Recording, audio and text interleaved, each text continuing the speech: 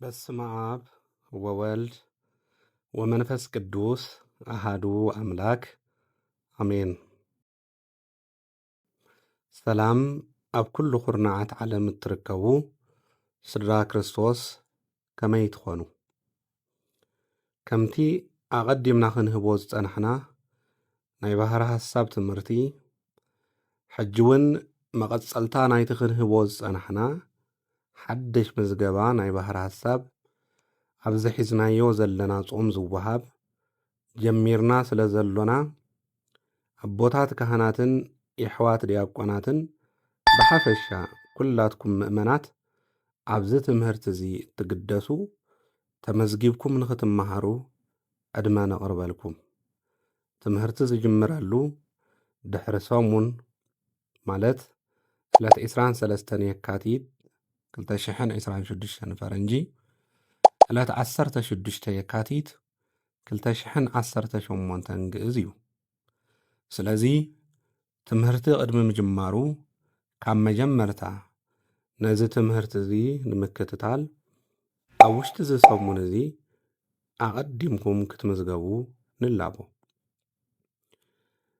እቲ ዝወሃብ ትምህርቲ ብመልክዕ ስላይድ ሾው ተዳልዩ ብመገዲ ዙም ኮይኑ ብኸምዚ ዝስዕብ እዩ ዝቐርብ። ከም መላለዪ ነቲ ትምህርቲ ከዓ ካብ ኣቐዲሞም ዝተማህሩ ደቀ መዛሙር ዝተወስደ ኣብነት ነዚ ዝስዕብ ቪድዮ ተኸታተሉ።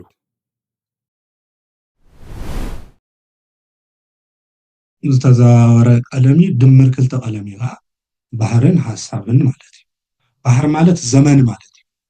ስለዚ ባሕር ዝብል ትርጉሙ ዘመን ዝብል ትርጉም ንህቦ ማለት እዩ።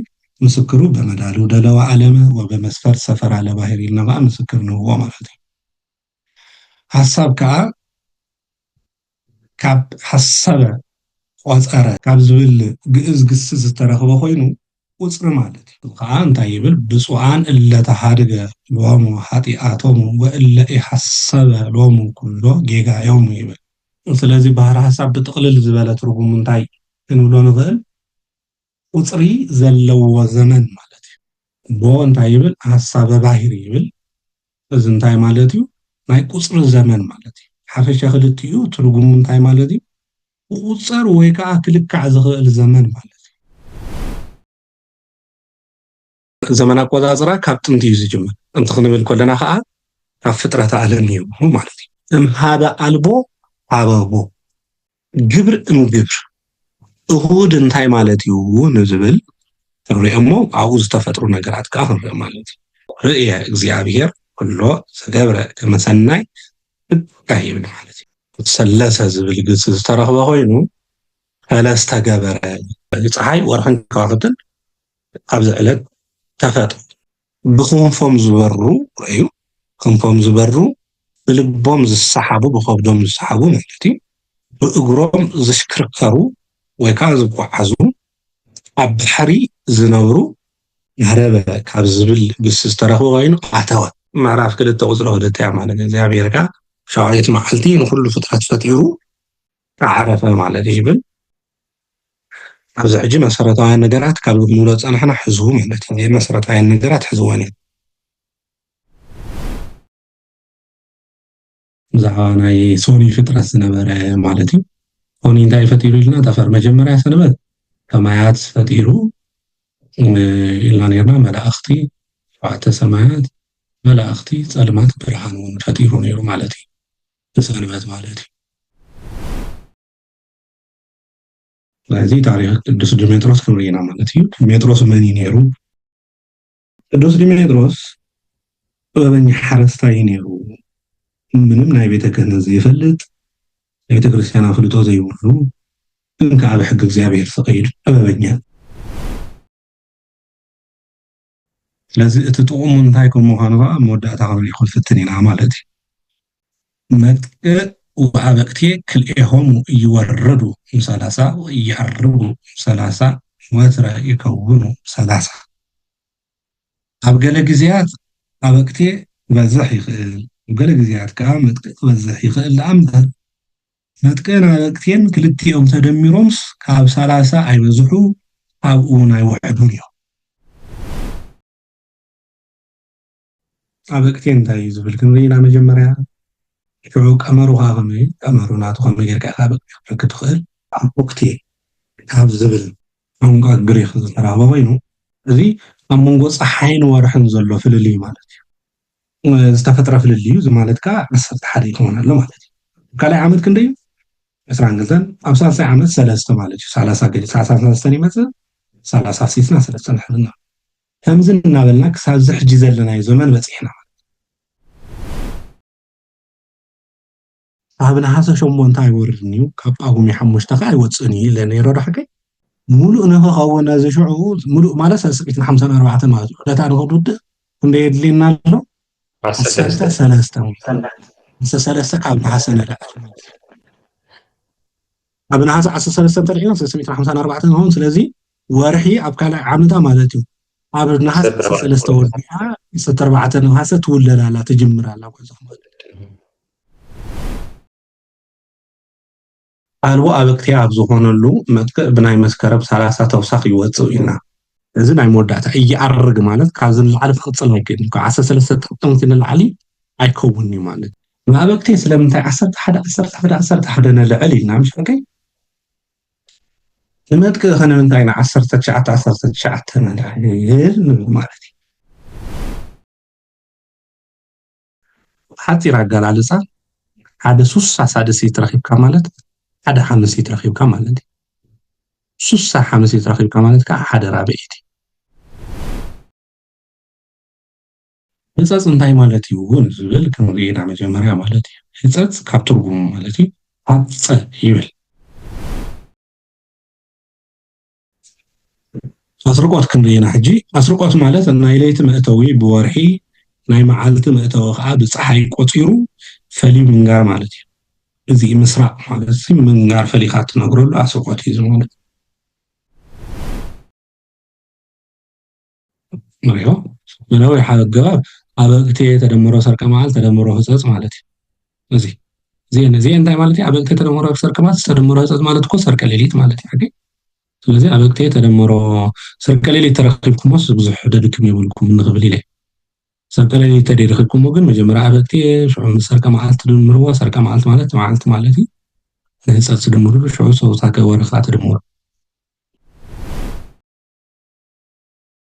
ኣዕዋዳት ዝበሃሉ ከዓ መሰረታውያን ነገራት እዮም ምስ ወንበር ተታሒዞም ስለዝኸዱ እዮም መጀመርያ ኣዕዋዳት ክንርኢና ሽዑ ወንበር ክንርኢና ማለት ኢሎም እዩ ቅድሚ ልደተ ክርስቶስ ዘሎ 5500 ኮይኑ እንታይ ኢልና ነርና ነዚ ዓመተ ፍዳ ዓመተ ኩነኔ ዘመነ ብሪ ይበሃል ኢልና ነርና ወበከመ ይትዋለዳ ኣውራህ እምዕለታት ይብል ዓመታት እምኣውራህ ከማሁ ይትዋለዳ እምሮታት እምግባራት ወእምመራት ይብል ማለት ሓደ ዓውደ ቀመር 532 ዓመት 532 ዓመት 7 ዓውደ ማሕተም 7 ዓውደ ማሕተም 19 ዓውደ ፀሓይ እዚ ኣገዳስነቱ ኣበቅቴን መጥቅዕን ንክንረክብ ዝሕግዘና ቀንዲ መሳርሒ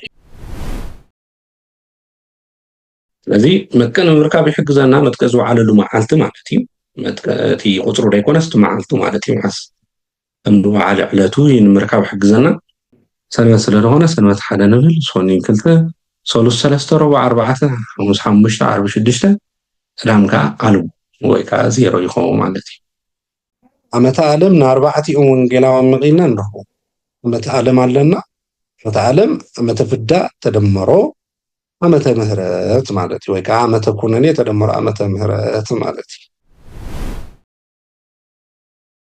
የካቲት ብዝወዓለሉ ከዓ ጳጉሜ ይውዕል ማለት እዩ መባጃ ሃመር መጥቅዕ ተደመሮ ናይ ዕለታት ተውሳኽ ሓበሻ እዚኦም መስሉ ክንሪኦም ስለደለና እዩ ማለት እዩ ተውሳኾም ከመይ ዝበለ ተውሳኾም እንተኢልና ናይ ጾም ኣይሁድ 9 እዩ ናይ መፀለት ከዓ 14 እዩ ናይ ፍስ 10 ናይ ልበምር ካብ መጥቅዕ 2 ካብ ፍስ ከዓ 22 እዩ ቀዳም ውዒሉ እቲ መዓልቱ ብዕለተ ዮሃንስ ገይርኩም ገለ ገይርኩም ዝረኸብኩሞ ቀዳም ውዒሉ ካብ ፅባሕ ቀዳም ካብ ሰንበት ብልትን 28 መዓልቲ ምስ ቆፀርኩም ያነ ነበይ ትርከብ ማለት እዩ ልክዕ ከዓ ሶንያ ትውዕል እታ መዓልታ ክገርመኩም እንታይ እዩ ናይ ኣፅዋማትን በዓላትን ተወሳክሲ እንታይ እዩ ዝጠቕመና ክንብል ግዲ እዩ መጀመርያ ማለት እዩ ምስ መባጃ ሃመር ብምድማር ኣፅዋማትን በዓላትን ይረኽበልና ማለት እዩ ካብ ፅባሕ ነነዌ ክሳብ ደብረ ዘይት ደሎ ካብ ነነዌ ዝኣተወትላ ክሳብ ደብረ ዘይት ዘሎ መዓልቲ እንተቆፂርኩም ክትቆፅርዎ ትኽእሉ ኢኹም 41 መዓልቲ እዩ እዚኦም ክልቲኦም ብምድማር ናይ ፆመ ነነዌ ወይ ከዓ ናይ መባጃ ሃመር ላዕለዋይ ቁፅሪ ንረክብ ስለዚ ናይ ሓደ ወርሒ ክልተ ኣፅፎ ወርሒ ኣሎ እንተኢልና ኣብ ዓመት ከዓ 24 ኣፅፎ ወርሒ ኣለዎ ንብል ማለት ስለዚ እንታይ ኢና ንብል ዘለና ዕለተ በዓል ዝሃለፎ ዘይመፅእ ማለት ሓደ በዓል ወይ ሓደ ዕለት መዓዝ መዓልቲ ከም ዝኸውን ንምፍላጥ እንጥቀመሉ መንገዲ እዩ ዕለተ ጠቢባን እንታይ ሰርቀ ዕለት ኣፀዋውራ ተደሚሮም እቲ ድምር ብሱባኤ ገዲፍና ብሱባኤ ማለት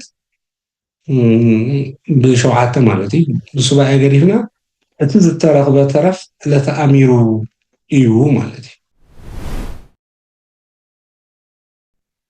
ነቲ ሽዑኡ ሰነ 3 ረቡዕ እንተኮይኑ ሰነ 4 ከዓ ሓሙስ ካብ ሰነ 4 ሓሙስ ክሳብ ጳጉሜን 4 ረቡዕ 91 መዓልቲ ራብዒቲ ሰንበተ ረቡዕ ጳጉሜን 4 ረቡዕ ይኸውን ማለት እዩ ካብ ጳጉሜን 3 ኢና ንጅምር ራብዒቲ መዓልቲ ሰብ ከማ ንፈልጣ ጳጉሜን ብዙሕ ሰብ ይፈልጣ እዩ ረህዋተ ሰማያት እምበኣር እንተ ቀመሩ ለማርቆስ ናይ ማርቆስ ቀመር ዝተጀመረሉ ኣብ ረቡዕ እዩ ዕለተ መድሃኒት ዝተባህለትሉ ወይታና ኣምላኽና መድሓኒና ኢየሱስ ክርስቶስ ዝተወለደሉ ዕለት እተፍልጥ ስለ ዝኾነት ዕለተ መርያ ማለት ዕለተ መድሃኒት ማለት እዩ ዝወሃበሉ መዓልታት ኣብ ሰሙን 3 ግዜ ኮይኑ መዓልትን ሰዓትን ምስ ደቀ መዛሙር ብምርድዳእ ይኸውን እቶም ክትምዝገቡ እትደልዩ ወገናት ብመገዲ ዋትስኣፕ ወይ እውን ቴሌግራም በዚ ተጻሒፉ ዘሎ ቁጽሪ ቴሌፎን ክትምዝገቡ ትኽእሉ ኢኹም እቶም ነዚ ቪድዮ ዝረኣኽምዎ ወገናት ካልኦት ደለይቲ እዚ ትምህርቲ ተኻፈልቲ ናይ ዝመኣዲ ንክኾኑ ናብ ኩሉ ሰብ ክባጻሕ ሼር ኣይትረስዑ ብድሓን ምፁ